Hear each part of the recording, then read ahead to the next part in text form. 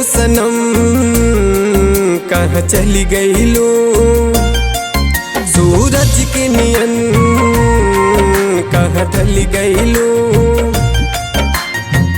हो सनम कहाँ चली गईलो, सूरज के नियन कहाँ ढल गईलो।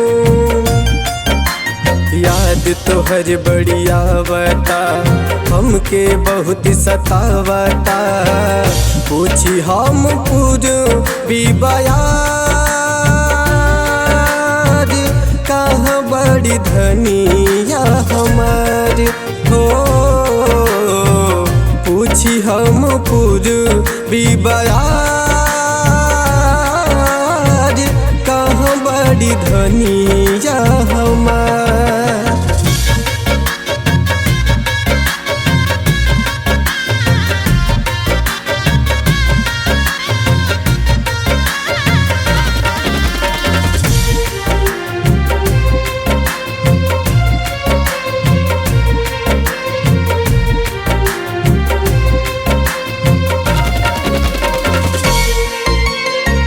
छूटी जाए घर चाहे छूटी परिवारवा, तोहरा से टूटी नहीं प्रीतिया के डोरवा।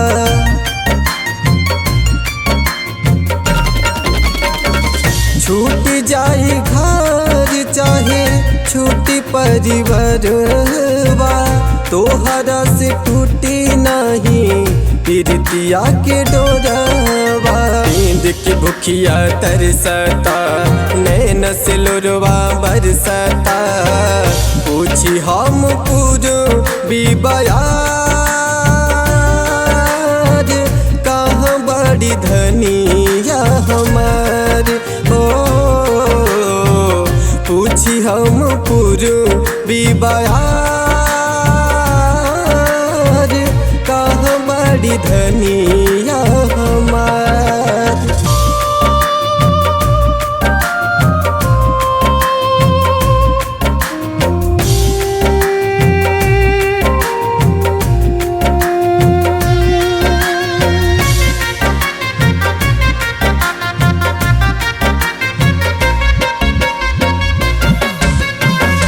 दिलवा के दुखवा हम के कर से सुनाइब, तोहरा बिना ये जाने जी नहीं पाइब।